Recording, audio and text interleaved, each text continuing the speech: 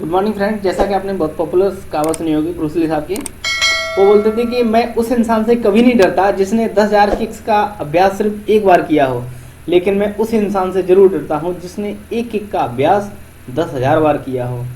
यानी वे ऐसे इतने मजबूत इंसान थे कि इनको हराना बहुत मुश्किल होता था।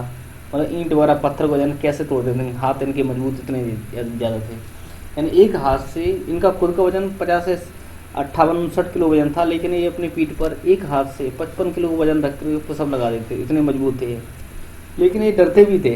किससे डरते थे? ये बोलते थे कि भाई मुझे उस इंसान से डर लगता है जिसने एक किक का अभ्यास 10 बार किया हो, और उससे कभी नहीं लगता जिसने 10,000 किक्स का अभ्यास किया एक ही बार किया हो। ऐसे प्रैक्टिकल एग्जाम्पल लेते हैं कि लेट अस सपोज अपन हिस्ट्री पढ़ रहे हैं, इतिहास पढ़ रहे हैं, तो इस किताब को 10 किताबों से पढ़ेंगे अपन, ठीक है, तो एक ही बार पढ़ेंगे। लेकिन एक ही किताब को 10 बार पढ़ डालो तो वो बहुत ज़्यादा अपने माइंड में स्ट्रेंथ ज़्यादा लाएगी, ज़्यादा अपन को मतलब याद ज़्यादा होगा। सीधा सा आएगा, रिवीजन इंपॉर्टेंट है इसका, ठीक है। जितना आप ज़्यादा रिवाइज करेंगे उतने ज़्यादा कंसेप्ट क्लियर होते हैं, ज़्यादा ही अपने माइंड में सटीकता बैठे हम अच्छे से याद होता है। तो ये तो रिवीजन बहुत इंपॉर्टेंट होता है। ये ब्रूस ली साहब की कहावत अपन को सीखनी चाहिए, ना कि फालतू के भटका में पढ़ना चाहिए। Welcome to my YouTube channel exam अध्ययन। मैं हूं सुनील। अपन पढ़ रहे हैं संपूर्ण भारतीय इतिहास की श्रृंखला complete course on Indian history. इसमें हमारा प्राचीन इतिहास चल रहा है, तो please support, like, share and subscribe to my YouTube channel exam अध्ययन। अभी अपने वैदिक सभ्यता चल रहा है हमारा। अपने पाषाण काल ख़त्म कर दिया है, सिंधु सभ्यता ख़त्म कर दिया है, वैदिक सभ्यता भी ऑलमोस्ट हो जाएगा धीरे धीरे, जिसमें अपने ऋग्वेद वगैरह इसका जो बैकग्राउंड था वो सब पढ़ लिया है। अभी कुछ इंपॉर्टेंट तथ्य रहते हैं इनके, कुछ शब्दावली रहते हैं जिनके बारे में पढ़ेंगे, जैसे ब्राह्मण ग्रंथ क्या होता है, उपनिषद क्या होता है, वेदांग क्या होते हैं, है ना, ये सब चीज़ों के बारे में पढ़ेंगे। महाभारत, रामायण वगैरह ये सब चीज़ों के बारे में पढ़ेंगे। अपन ब्राह्मण ग्रंथ से शुरुआत करते हैं। ब्राह्मण ग्रंथ का मतलब क्या होता है? देखो, यज्ञ एवं कर्मकांडों की विधान जो ऐसे अपन डेली लाइफ में देखते हैं, जैसे कि अपन कोई पूजा पाठ कर्मकांड वगैरह करवाना होता है, ठीक है, तो वहाँ पर उनकी किस तरह से करना है, क्या करना है, किस दिशा में बैठना है, कौन सी धूप बत्ती अगरबत्ती क्या लाना है क्या नहीं लाना है ना, किस मुहूर्त को करना है, ये सारी चीज़ें ब्राह्मण ग्रंथ में दी हुई हैं। तो यज्ञों में कर्मकांडों के विधान एवं क्रियाओं को सही स्पष्ट तरीके से ये करने का जो काम है, जो शिक्षा देने का काम ब्राह्मण ग्रंथ में करते हैं। ये अधिकतर गद्य में लिखे हैं। गद्य पद 2 शब्द होते हैं। गद्य का मतलब रहता है जो कहानी टाइप की रहती है ना, उसमें रहता है गद्य का मतलब रहता है जो गाने वाली रहती है ना, कविता वगैरह रहती हैं, और पद्य मतलब रहता है जो कहानी रहती है उस टाइप से ना। इनमें वेदों में वर्णित कई कठिन और समझने में जटिल तथ्यों को सरल तरीके से समझा गया है।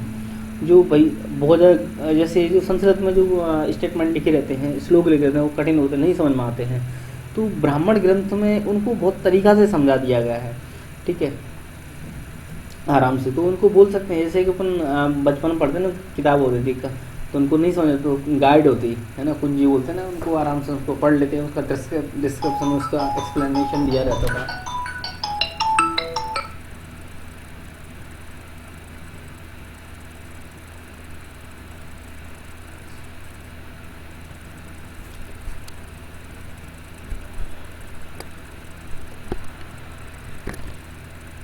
ब्राह्मण ग्रंथ यज्ञों में कर्मकांडों की विधान, मतलब इसमें जो ब्राह्मणों में ना यज्ञ एवं कर्मकांड सब दिए हैं, उसको सही स्पष्ट तरीका से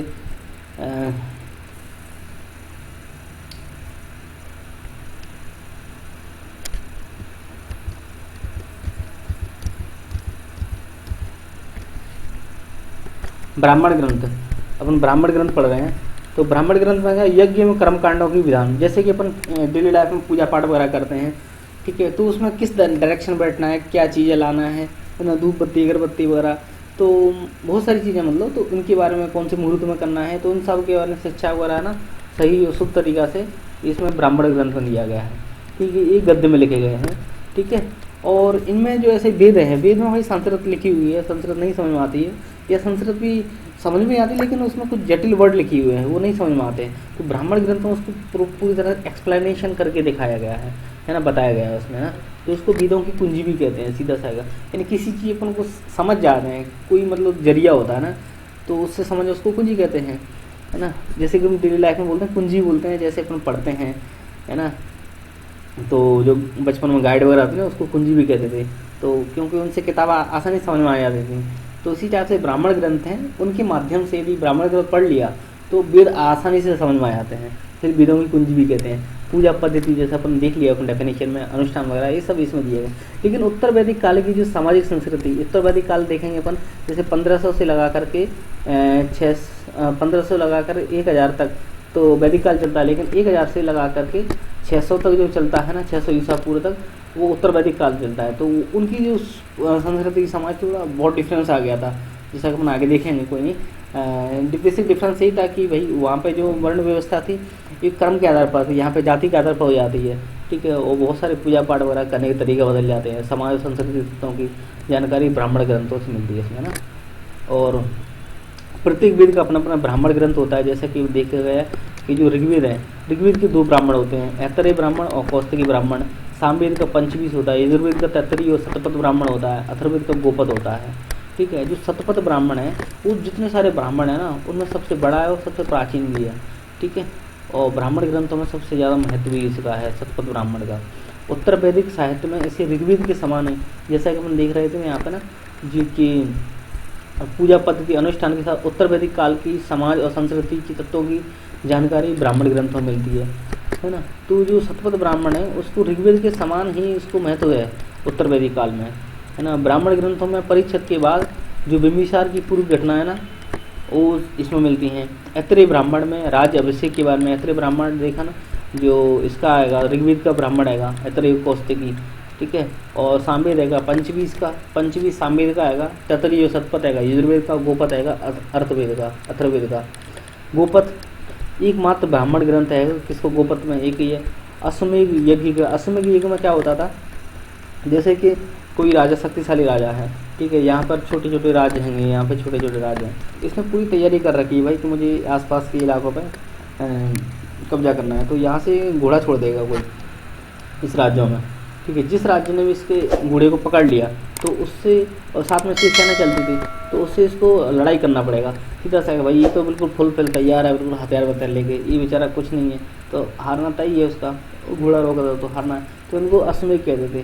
तो अश्वमेध के बारे में ब्राह्मण ग्रंथ जो है ना अथर्ववेद का गोपथ, इसमें जानकारी मिलती है। इसमें क्या क्या था, ओंकार और गायत्री की महिमा का वर्णन भी इसी में। गायत्री जैसे कि जो तीसरा मंडल नहीं है ना, उसमें दिया गया है, और इसी में केवल्य की अवधारणा मिलती है ना। इतना हम पढ़ लेते हैं। मेनली ये फैक्ट याद रखना है कि जो ऋग्वेद है इसकी अत्रय कौस्तुकी यज्ञ, सामवेद का 25, यजुर्वेद का तैतरीय और अथर्ववेद का गोपथ ब्राह्मण होता है, ठीक है। और इसके बारे में मतलब जो पूजा पाठ वगैरह अनुष्ठान इनको आसान तरीके से समझ सकते हैं, इसमें ये सारी चीज़ें, और वेदों को भी आसान समझ सकते हैं, ये इसको ब्राह्मण ग्रंथ कहते हैं।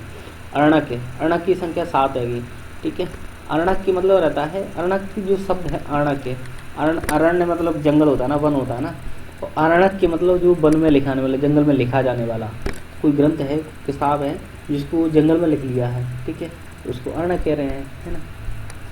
ये जो ग्रंथ है इसमें जिस सीधा सा आएगा भाई, जंगल में कौन जाएगा, जो साधु महात्मा वगैरह रहते हैं, जैसे भगवान बुद्ध वगैरह, महावीर स्वामी, उन्होंने जंगल में जाकर तपस्या वगैरह की। ये दार्शनिक हैं ये लोग, ठीक है, फिलोसफर हैं, इनकी जो बातें आज दुनिया मानती है, ठीक है। तो ये जो ग्रंथ है अर्णक, उसमें दार्शनिक और रहस्यवादी विषयों पर मतलब वो चिंतन किया गया है कि भाई आदमी को कब तक जी रहना चाहिए, कैसे रहना चाहिए, क्या करना चाहिए, कब जीना चाहिए, कब मरना चाहिए, कब मोक्ष की प्राप्ति करेगा, ये सब चीज़ों के बारे में यहाँ पर वर्णन है ना। यह ग्रंथ विशेष रूप से वन में जीवन व्यतीत करने वाले सन्यासियों के मार्गदर्शन के लिए लिखे गए थे, ठीक है। जैसा बोल लिया भगवान महात्मा बुद्ध वगैरह सब, इसमें प्राण विद्या की महिमा, प्राण विद्या, और इस ऋग्वेद के 2 अर्णक हैं जैसे अत्रेय और सांख्यान वगैरह, है ना। अब जो उपनिषद के बारे में, उपनिषद ये 2 शब्दों से मिलकर बना होता है, उपनिषद, है ना। तो उप का मतलब रहता है समीप बैठना, और निश का मतलब, उप का मतलब होता है समीप, और निश का मतलब होता है बैठना, यानी समीप बैठना। ऐसे प्राचीन काल में जो द्रोणाचार्य, गुरु द्रोणाचार्य वगैरह थे, उसके आसपास जितने सारे जो राजा महाराजा होते थे, जैसे पांडव वगैरह, कौरव वगैरह, सब बैठ के उनकी शिक्षा दीक्षा लिया करते थे। तो उनको जो गुरु के पास जो छात्र बैठते हैं और ज्ञान ले रहे हैं उसी को उपनिषद कहते हैं, ठीक है। तो इसमें छात्र गुरु के समीप बैठकर जो ज्ञान लेते हैं, जो शिक्षा ग्रहण करते हैं, उनको उपनिषद कहते हैं। ये वेदों के अंतिम भाग होते हैं। अब वेदों का अंतिम अंत को अंत बोलेंगे वेदांत, तो इसलिए इनको वेदांत भी बोल रहे हैं, है ना, इनकी संख्या 108 है उपनिषदों की। जैसे मुंडक उपनिषद बहुत महत्वपूर्ण है, ये अथर्ववेद का उपनिषद होता है, इसमें सत्यमेव जयते है ना, सत्य की ही जीत है। ठीक है, इसका उल्लेख है, जैसे अपन देखते हैं सरकारी हमारा ये स्लोगन है सत्यमेव जयते।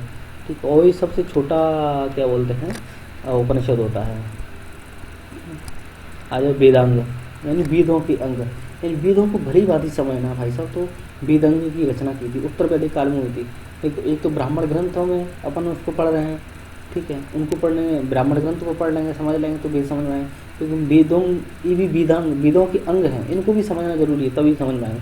जैसे कि शिक्षा, कल्प, व्याकरण, निरुक्ति, छंद, ज्योतिष, ये 6 वेदांग होते हैं। कौन से? शिक्षा, कल्प, व्याकरण, निरुक्ति, छंद, ज्योतिष। शिक्षा है, शिक्षा के बिना वही कुछ कर सकते। जब आदमी पढ़ा लिखा ही नहीं है तो क्या कर सकता है, नहीं पढ़ पाएगा, नहीं उच्चारण वगैरह कैसे करेगा।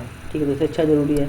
कल्प, नियम कर्म कांड दिए गए, जब तक अपन को नियम ही नहीं पता है किस टाइप से क्या पढ़ना है, यानी अपन पीछे से जाकर पढ़ रहे हैं, ठीक है, जब आगे कंसेप्ट क्लियर नहीं है तो कैसे पढ़ाएंगे। व्याकरण, जब तो उसको व्याकरण की जानकारी नहीं होगी, ठीक है, सीधा संस्कृत का, जैसे कि जो पाणिनि ने लिखा है अष्टाध्यायी महाभाष्य पतंजलि ने लिखा है, ठीक है, जब तक व्याकरण के बारे में, ग्रामर के बारे में जानकारी नहीं है तो कैसे पता लग जाएगा। ये भी बहुत इम्पोर्टेंट। निरुक्ति, जो वैदिक शब्दों की उत्पत्ति है ना, इसके बारे में निरुक्ति का। छंद, जो छंद दोहा वगैरह नहीं होते, जैसे कि चरणबद्ध तरीका से पढ़ना है, स्टेप बाई पढ़ना है, बिल्कुल तुकबंदी से पढ़ना है, ठीक है, तो ये छंद भी बहुत इंपॉर्टेंट है, इनको भी पढ़ना है। ज्योतिषी है ना, ज्योतिषी जैसे ग्रह नक्षत्रों के संबंध में जानकारी, ये ज्योतिष में दी गई है भविष्यवाणी। एक बृहद संहिता नाम की एक किताब है, ज्योतिष पे बराम मेहर ने लिखी थी, है ना।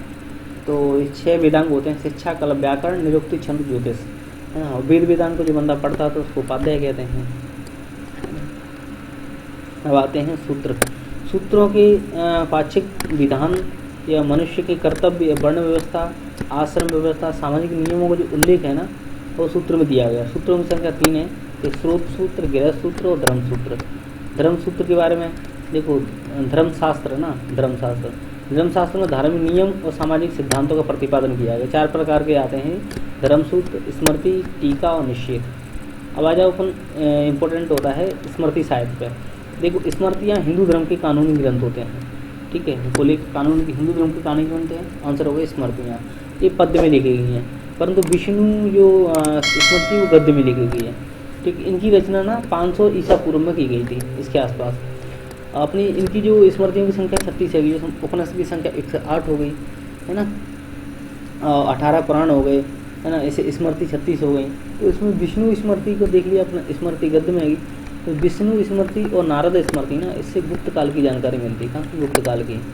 और मनु स्मृति याज्ञवल्क्य की स्मृति है, इससे मौर्य काल की जानकारी मिलती है। इंपॉर्टेंट क्वेश्चन होता है कि विष्णु स्मृति, नारद स्मृति, इससे किसकी जानकारी मिलती है? गुप्त काल की। और मनु स्मृति और याज्ञवल्क्य से मौर्य काल की जानकारी मिलती है। याज्ञवल्क्य स्मृति में जुआ खेलने को उचित बताया गया है, ठीक है। और मनु स्मृति इसमें सर्वाधिक प्राचीन और प्रामाणिक है। और धर्मशास्त्र कहते हैं कि ऊंची जाति को वरीयता दी गई है, दलित एवं महिलाओं को नीचा दिखाया गया है, ये मनुस्मृति में बताया गया है। मनुस्मृति में तत्कालीन भारत की राजनीतिक, सामाजिक, धार्मिक जानकारी मिलती है। मनुस्मृति में निःशुल्क शिक्षा देने वाले को, जो निःशुल्क शिक्षा देता था उसको आचार्य कहते थे, फ्री में से जो शिक्षा देता। और जीविका की शिक्षा देने वाले को उपाध्याय कह रहे हैं। वेद वेदांत का अध्ययन कराने वाले को उपाध्याय कह रहे हैं अपन, है ना। विवाह के लिए पुरुष की आयु 25 वर्ष और लड़की की आयु 12 वर्ष बताई गई है, ठीक है। आया पुराण आ जाता है, जैसे पुराण में बताया गया, पुराण की संख्या 18 है। इनकी रचना है लोमहर्ष और उनके पुत्र उग्र सर्वा ने की है, ठीक है। इसका शाब्दिक प्राचीन आख्यान होता है। प्राचीन शास्त्रों की जो वंशावलियाँ हैं, ज्ञान, विज्ञान वगैरह, पशु पक्षी, आयुर्वेद की जानकारी, है ना, सरल व्यवहारिक भाषा में किसमें दी गई है? पुराणों में दी गई है। जैसे कि आयुर्वेद देखा था ना, आयुर्वेद क्या बोलते हैं, ऋग्वेद का उपवेद भी होता है, ठीक है। इसमें जिसकी जो रचयिता होते हैं प्रजापति होते हैं, इसमें भारतीय इतिहास कथाओं की क्रमबद्ध विवरण मिलता है। स्त्रियों शूद्र को पढ़ने की अनुमति नहीं, लेकिन सुन सकते थे इसमें। जैसे विष्णु पुराण है, उससे मौर्य वंश की जानकारी मिलती है। मत्स्य पुराण में सातवाहन वंश की और भगवान विष्णु के 10 अवतार मिलते हैं। वायु पुराण में गुप्त वंश, और जो समुद्रगुप्त था ना, उसका घोड़ा 3 समुद्र का पानी पीता था। इससे मतलब हुआ कि जो भारत था ना 3 ओर से घिरा हुआ है। ऐसे इधर में देख रहे हैं अपन, अरब सागर हो गया, यहाँ पर हिंद महासागर हो गया, इधर में बंगाली खाड़ी हो गई। तो गुप्तों का इतना साम्राज्य हो चुका था कि तीनों समुद्र टच करते थे। उस टाइम भारत नाम का कोई चीज़ थी नहीं, ठीक है, साम्राज्य हुआ करते थे। तो उनका पानी तीनों साइड, मतलब यहाँ पे इनका इतना अधिकार था, मतलब इनका साम्राज्य चल गया था। मार्केंड में देवी देवता की पूजा होती है और अग्नि पुराण में तांत्रिक पद्धति गणेश पूजा का प्रथम बार उल्लेख मिलता है। पुरुषार्थ, तो पुरुषार्थ का मतलब रहता है जीवन के उद्देश्य इनको व्यक्त करना। इसकी संख्या 4 होती है, धर्म, अर्थ, काम, मोक्ष, है ना। इनको चतुर्वर्ग कहते हैं। महाभारत का आ जाओ, देखो महाभारत और रामायण दो भारत के महाकाव्य हैं। तो महाभारत की जो रचना तो महर्षि वेदव्यास ने की थी। किसने? महर्षि वेदव्यास ने। रचना काल इसकी 34 सदी ईसा पूर्व में किया गया था, है ना। इसमें स्टार्टिंग में देखें ना 8800 श्लोक थे, 8800 श्लोक थे, तब इसका नाम जय संहिता था। लेकिन इनकी संख्या 2400 होगी ना, तब इसको 24,000 होगी, तो भारत कहने लगे थे। और 1 लाख श्लोक होने पर सतसहस्त्री, है ना, या फिर इसका नाम ना मतलब बाद में जैसे 10,000 श्लोक हो जाते हैं ना, तब इसका नाम महाभारत हो जाता है। और महाभारत विश्व का सबसे बड़ा महाकाव्य है। जैसे चैप्टर होते हैं ना, जैसे कि अपने कोई किताब पढ़ रहे हैं, ठीक है, उसमें चैप्टर होते हैं, तो इसी टाइप से 18 पर्व हैं इसमें, यानी उनको पर्व बोला गया है। सबसे महत्वपूर्ण पर्व भीष्म पर्व है। अर्जुन एवं कृष्ण के मध्य में जो वार्तालाप हुआ है ना, जैसे कृष्ण भगवान अर्जुन को जो ज्ञान दे रहे हैं जो महाभारत युद्ध से पहले, तो उसको भगवत गीता कहते हैं। तो जो भीष्म पर्व है, भीष्म पर्व उसी को भगवत गीता कहते हैं। रामायण देख लो, इसकी जो संस्कृत ग्रंथ है, इसकी रचना महर्षि वाल्मीकि ने की है, ठीक है। इसकी प्रारंभ में मूल रूप में 6,000 श्लोक थे, लेकिन आगे बढ़कर के 24,000 श्लोक हो गए। और ये 24,000 श्लोक हुए हैं वो गुप्त काल में हुए हैं पूरे। इसको चतुर्विशति सहस्त्री कहते हैं। चतुर्विशति संस्कृत में चतुर्विशति चौथा, विशति मतलब 20, है ना, तो इसको 24 सहस्त्री संहिता भी कहते हैं। ऐसे भारत का आदि महाकाव्य कहते हैं। इसकी रचना महर्षि वाल्मीकि ने की थी, ठीक है। महाकाव्य 7 खंडों में विभाजित है। जैसे बालकांड, इसमें 7 अध्याय बटे, जैसे कि जो पर्व 18 पर्व में जो महाभारत बटाना, इसी टाइप से 7 अध्याय में बटा हुआ है। बालकांड, अयोध्या कांड, अरण्यक कांड, किष्किंधा, सुंदरकांड, युद्धकांड, उत्तरकांड, ठीक है। भुसुंडी रामायण है, इसको आदि रामायण भी कहा जाता है। ये यहाँ तक ये सारे कॉन्सेप्ट जो छोटे फैक्ट थे वो सब क्लियर हो जाते हैं। ये कल का प्रश्न था। तो ऋग्वेद की कौन से मंडल में लोकप्रिय गायत्री मंत्र का उल्लेख है? इसका आंसर हो जाएगा तीसरा मंडल, है ना। ये इंपॉर्टेंट क्वेश्चन है, किसी एग्जाम पूछे गए हैं, ये जरूर और आगे भी पूछे जाएंगे, ये इससे सदाबहार क्वेश्चन होते हैं। जैसा कि किस उपनिषद में सत्यमेव जयते का उल्लेख है, आपको इसका आंसर देना है कमेंट बॉक्स में। तो आज का लेक्चर यहीं पर समाप्त करते हैं। Please support, like, share and subscribe to my YouTube channel exam मंदिर। जय हिंद, जय भारत।